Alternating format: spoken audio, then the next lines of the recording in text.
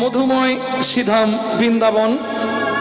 তবে যে লীলা আমরা শুনতে বসেছি, বৃন্দাবনে থাকবো না। কোথায় যাব? বৈকুণ্ঠ ধাম। কলিযুগের বৈকুণ্ঠ ধাম কোথায়? দেখি কে বলবে।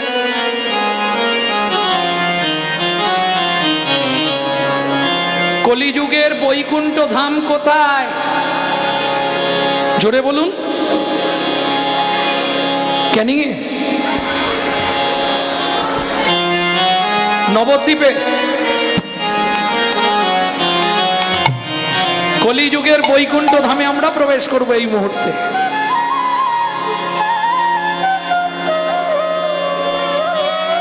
কোথায়?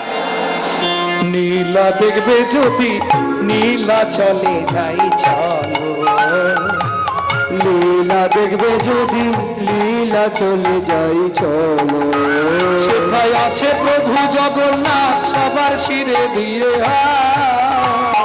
সেথায় জয় জয় প্রভু জগন্নাথ, সবার শিরে দিলা। তোমরা মুখে হরি হরি বলো। লীলা দেখবে যদি, লীলা চলে যাই চলো। লীলা চলে যাই চলো। प्रेम से बोलो जय जगन्नाथ देव की, बलदेव जी की, सुभद्रा माता की। वासुदेव घोष कहे भाई रे जोड़ो करिहा, जय कृष्ण সেই গৌর, সেই তো জগন্নাথ।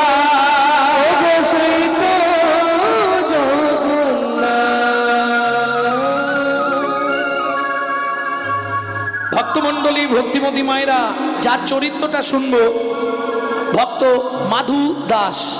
পিতা ছিলেন সনাতন দাস আস্তে, মাতা ছিলেন পদ্মাবতী। ভিক্ষাই ছিল একমাত্র জীবিকা। কিন্তু যা পেত ভগবানকে ভোগ লাগিয়ে প্রসাদ পেত। হ্যাঁ, ভিক্ষাই জীবিকা, অন্য কিচ্ছু করেন। তাও অযাচিত ভিক্ষা। অযাচিত ভিক্ষা মানে বোঝেন তো? যেটা না বুঝবেন আমাকে বলবেন, বুঝিয়ে বলবো। অযাচিত ভিক্ষা বোঝেন?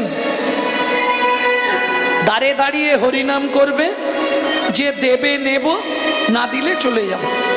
বলবে না কই গো মা, কিছু দাও না গো। সেদিন ছিল দ্বাদশী তিথি। হ্যাঁ,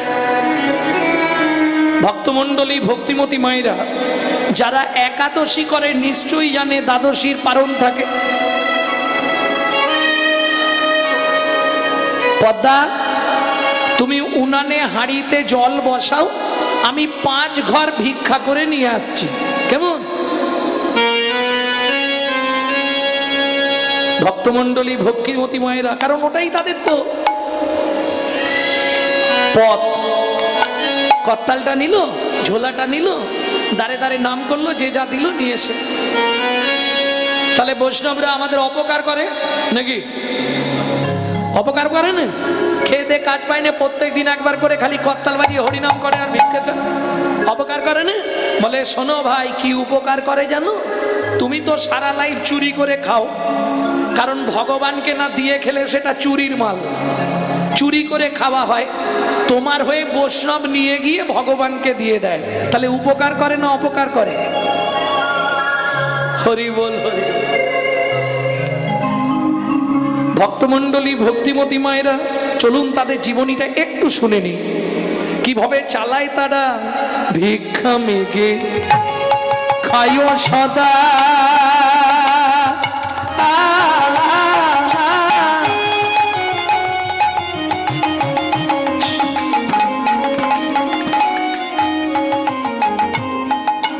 কৃষ্ণ নাম জপে। ভিক্ষা মেঘে খায় তারা,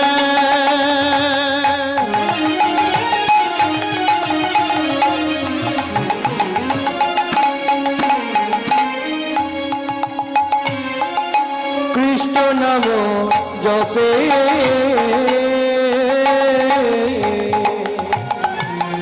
এতে কই আনন্দের মাঝে কিছু দুঃখ থাকে, এতে আনন্দ মাঝে কিছু দুঃখ আছে। দুঃখটা কি এবার শুনবো। সুখের সংসার নাম করে, যা পায় ভগবানকে ভোগ লাগিয়ে প্রসাদ পায়, এর থেকে সুখের সংসার আছে কি? কি গো, আমি তো ঠিক করেছি আর 1-2 বছর কীর্তন করে এরপরে বেরিয়ে পড়বো। হ্যাঁ, প্রতি বছর যখন রাধাকুণ্ডে যাই, প্রতি বছর একবার মনে হয় এখানেই রয়ে যাই, আর যাবো না।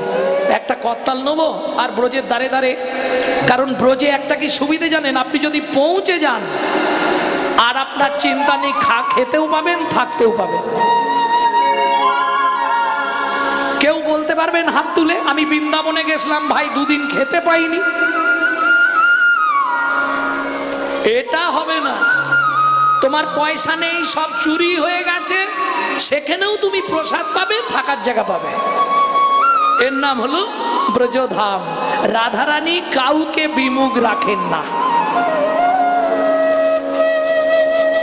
আর যদি আপনি রাত্রির 12টা-1টার দিকে গিয়ে রাধাকুণ্ডের তীরটায় বসে থাকেন, আপনি নিজে অনুভব করতে পারবেন যে আজও বৃন্দাবনে লীলা বর্তমান। এটা বলে বোঝানো যাবে না। মিষ্টি কতখানি মিষ্টি বলা যায় কি? এটা বলা যাবে। রাত্রির 1টা-1:30টার সময় গিয়ে রাধাকুণ্ডের তীরে বসে থাকবেন একা, কিচ্ছু নয়, হাতে জপের মালাটা নেবেন, নাম করবেন আর চুপ করে রাধার চরণ চিন্তা করবেন। লীলা যে বর্তমান আপনি নিজে অনুভব করতে পারবেন যে আজও ব্রজধামের লীলা বর্তমান চলছে।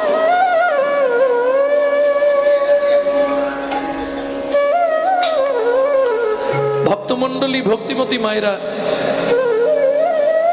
ভগবান বলেইছে যে করে আমার আশ, আমি করি তার সর্বনাশ। পদ্মা, তুমি হাঁড়িতে জল বসাও, আমি 5টা ঘর ভিক্ষা করে নিয়ে চলে আসছি। করতালটা নিয়ে আর ভিক্ষার ঝোলাটা নিয়ে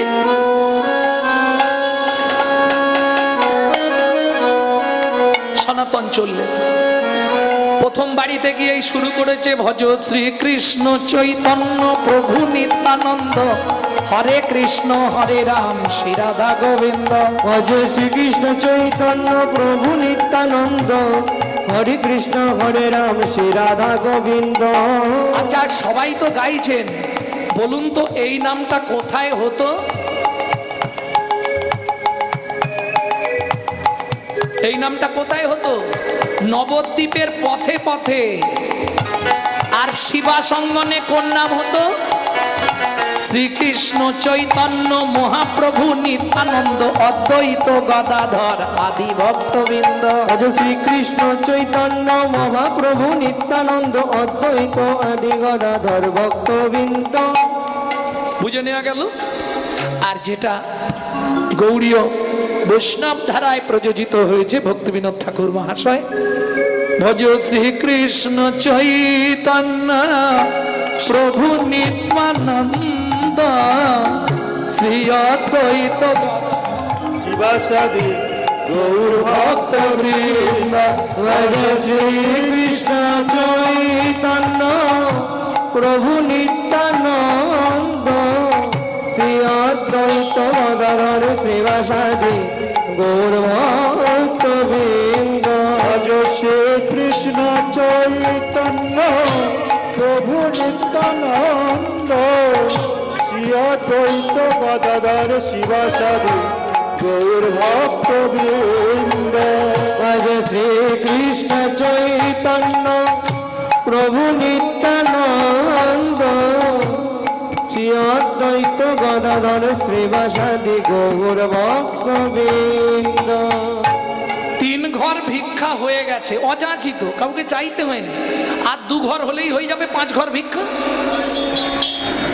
মুশকিল, আকাশে দেখা দিল বজ্র বিদ্যুৎ।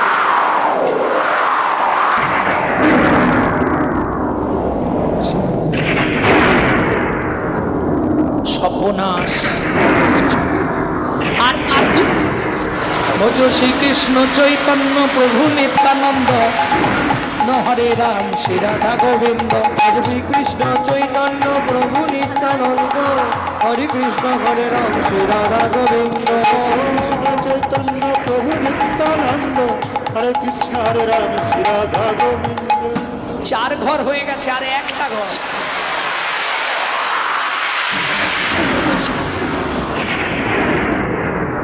কোন রকম ভিক্ষাটা নিয়ে ছুট দিতে হবে, বৃষ্টি এসে গেলে আর ফেরা যাবে না। কোন রকম ভিক্ষাটা নিয়ে পথে বাইর হয়ে গেছে, করতালটাও ঝোলায় ভরে দিয়েছে, কোন রকম বাড়ি ঢুকতে হবে, দৌড় দিয়েছে। কিন্তু দুর্ভাগ্য, রাস্তার মাঝখানে এসেছে, ঠিক কড়াত করে বজ্রপাত হয়ে গেল। সারা শরীরটা দাউ দাউ করে জ্বলছে, মাটিতে পড়ে গেল দেহটা। দূর থেকে প্রতিবেশীরা দেখলো, আরে সনাতন না, দেখো সারা জীবন পাপ করে পাপের প্রায়শ্চিত্ত হয়ে গেল। নাম করলে কি হবে, আগের জন্মের কর্মফল তাকে তো ছাড়বে না। ভক্তমণ্ডলী ভক্তিমতী মায়েরা, চল চল চল, বৃষ্টি থেমেছে, গিয়ে দেখি। সবাই যতক্ষণে এসে দেখলো শুধু ছাই। পদ্মাবতীকে একটা খবর দিতে হবে না? পদ্মা, পদ্মা বাড়ি আছো? পদ্মা, কি হয়েছে জ্যাঠামশাই? ও, ওর কাছে এসছেন, ও তো ভিক্ষায় গেছে, এই বৃষ্টি থেমেছে, এবার ফিরবে। পদ্মা, উনানে কি বসিছ? জ্যাঠামশাই, কাল তো একাদশী গেছে, ছোট্ট ছেলে 4 বছরে, একটুখানি জল বসিয়েছি, ও বলল ভিক্ষা করে চাল আনবে। জলের হাঁড়িটা নাবি দাও। পদ্মা, কেন জ্যাঠামশাই, কিছু হয়েছে? ফিরে আসবে না আর মনের মানুষ কোনো দিনও ঘরে, ফিরে আসবে না মনের মানুষ কোনো দিন ঘরে। ওগো বিধি তারে কেড়ে নিয়েছে, বিধি তারে কেড়ে নিয়েছে, বিধি তারে কেড়ে নিয়েছে, বিধি তারে কেড়ে নিয়েছে। চিরদিনের তরে ফিরে আসবে না মনের মানুষ কোনো দিন ঘরে, আসবে না কোনো দিন মনের মানুষ ঘরে। কি বলছেন জ্যাঠামশাই? পদ্মা, ভিক্ষা করে সনাতন বাড়ি ফিরছিল, কিন্তু রাস্তার মাঝখানে মাথায় বজ্রপাত পড়ে মারা গেছে। উদ্ধশ্বাসে ছুটলেন পদ্মাবতী, ছুটতে ছুটতে গিয়ে স্বামীর ওই মৃতদেহের ওপর আছাড় খেয়ে পড়ল। ও গো স্বামী গো,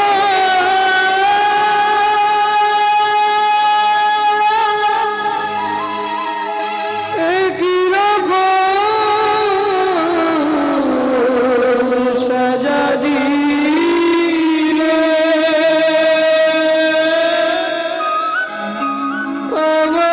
আমায় বলো তুমি,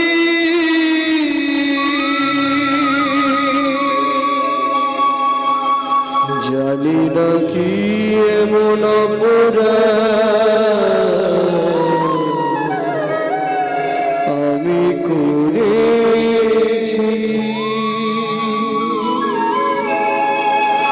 জানি লাগি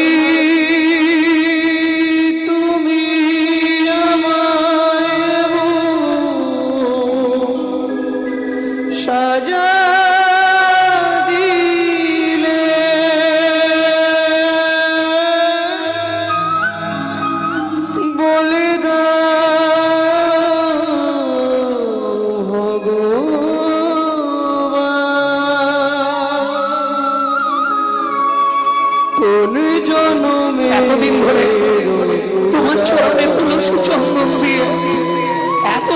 মাকে ভালোবেসে তার প্রতিদান এই পাওয়া গেল। স্বামী হারা হলাম, এই কি তোমার উপহার প্রভু, এই কি তোমার বিচার।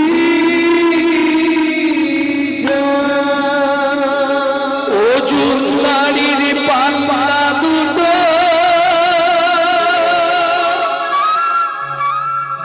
সমান হলো কি, হায় বিধাতা তোমার এমন বিচার দেখিবি। ও জমিদারির পাল্লা দুটো সমান হলো কি, আই বিধাতা তোমার এমন বিচার দেখিনি। একদিকে চাপালে তুমি মুঠো মুঠো ধূল, অন্যদিকে তুলে দিলে সেবা পরার ভুল। বিধাতা ও বিধাতা, এই কি বিচার বলো তো। ওমা মা, ওমা বাবা এইভাবে শুয়ে আছে কেন রাস্তায় মা? ওমা বাবাকে ডেকে দাও না মা। 4 বছরের ছেলে, সে তো কিছু বোঝে না। ভাবুন ওই অবস্থায় ধরা কাঁচা পড়ে বাবার অন্ত্যেষ্টি ক্রিয়া করলো, বাবার মুখগ্নি করলো, সাধ্য শান্তি সব মিটে গেল, কিন্তু চলবে কি করে?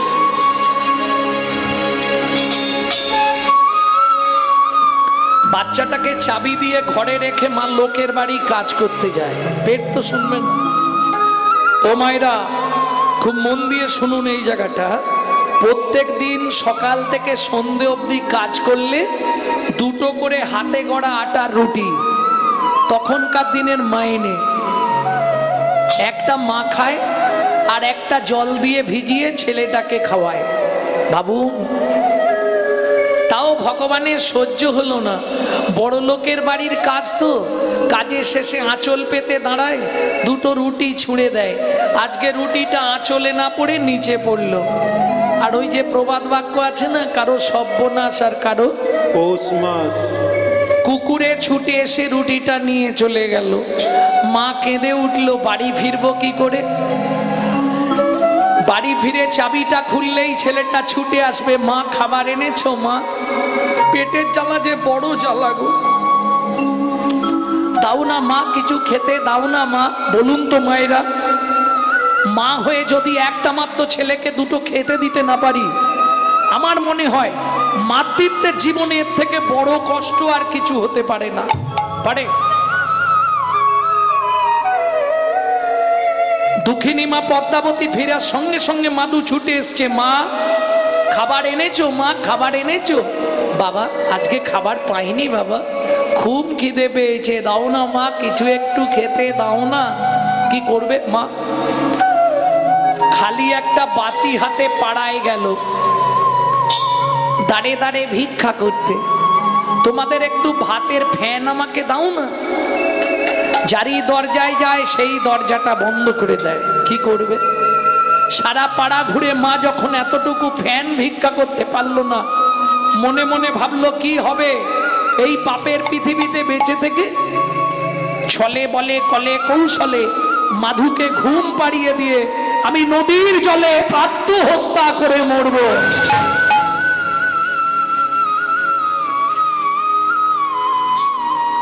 খালি বাটি হাতে ফিরতেই মাধু ছুটে এসছে, মা খাবার এনেছো?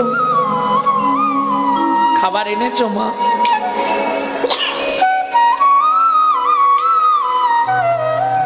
মা কিছু একটু খেতে দাও না মা। কি করবে মা? মাধু কোলে আয় বাবা, জল খেয়ে ঘুমিয়ে যা। সকাল থেকে শুধু তো জলই খাচ্ছি। যদিও কাহিনীটা শুনলে অনেকের মনে হয় গল্প, কিন্তু একটু পিছন দিক ঘুরে দেখবেন অনেক ফ্যামিলিতে এমন একটা দিন গেছে। কারণ এখনো আমার মা তো বেঁচে আছে।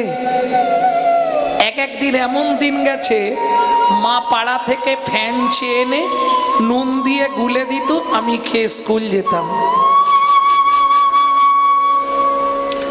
আজকে হয়তো সাধুগুরু বৈষ্ণবের কৃপায় একটা জায়গায় পৌঁছে গেছি, কিন্তু আমার জীবনেই এমন দিন গেছে।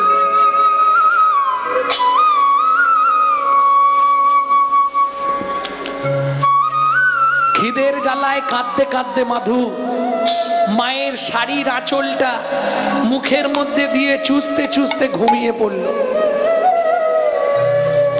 ভক্তমণ্ডলী, ভক্তিমতী মায়েরা, এইবার যখনই শাড়ির আঁচলটা মুখে দিয়ে চুষছে, ঘুমিয়ে গেছে তো দাঁতটা চেপে গেছে।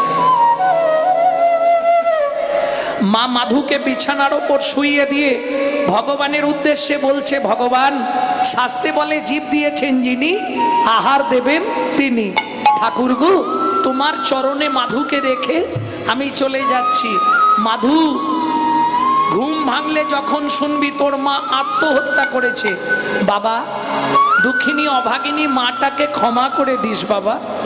আর একটা কথা মাধু, পরজন্মে যদি আবার মনুষ্যকুলে জন্মাস, ভগবানকে বলবি আমার মতো এমন দুঃখিনী অভাগিনী মায়ের গর্ভে তোর জন্ম না হয় বাবা। এই বলে দুঃখিনী মা পদ্মাবতী মাধুকে শুই দিয়ে চলে যেতে যাবে। 1 পা 2 পা 3 পা, কি হলো? আঁচলের টানে মাধু জাগিয়া উঠিল, আচলের টানে মাধু জাগিয়া উঠিল, আচলের টানে মাধু মাগো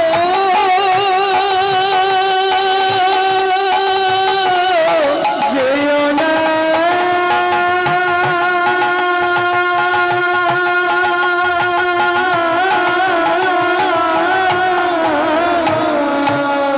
আচলের টানে মাধু জাগিয়া উঠিল, আমায় ফেলে যেও না মা, কাঁদিতে লাগিল। আমায় ফেলে যেও না মা, কাঁদিতে লাগিল। মাগো আমি কি তোমার এতই বোঝা, আমি কি তোমার এতই বোঝা, আমি আর খাবার চাইব না মা, আমি কি তোমার এতই বোঝা, আবার চাইব না মা, আমায় ফেলে যেও না মা। আর খাবার চাইব না মা, আমায় ফেলে যেও না মা, আর খাবার চাইব না মা, আমি কি তোমার এতই বোঝা। কোনো মার যেতে পারে? ছুটে গিয়ে মাধুর মা মাধুকে বুকের মধ্যে জড়িয়ে ধরেছে। মাধু, আমার বুকে আয় বাবা, আয়। ও মা, ছোটবেলায় বাবা মরে গেছে, তুমিও যদি চলে যাও আমি কি করে বাঁচবো মা? তুমি চিন্তা করো না, কাল থেকে আমি রোজগার করব।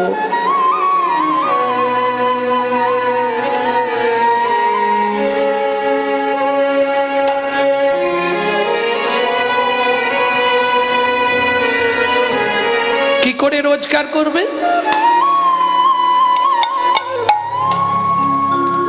দক্ষিণী মা হাতে একটা বাটি নিয়েছে, মাকে বলেছে তুমি চোখটা বন্ধ করে থাকবে। কেমন? ওই মায়ের হাত ধরে রাস্তায় রাস্তায় ভিক্ষা করছে। আহা, মধুর কণ্ঠ, ছোট্ট ছেলে কি বলছে শোনো। চোখের জলে বুক ভেসে যায়, মুখের দিকে চা একটি পয়সা দাও ও বাবু গো, একটি পয়সা দাও ও বাবু গো, একটি পয়সা দাও। গৃহেতে গোবিন্দ সেবা ফিরিয়া তাকা, গৃহেতে গোবিন্দ সেবা ফিরিয়া তাকা, চোখের জলে মুখ ভেসে যাও, মুখের দিকে চাও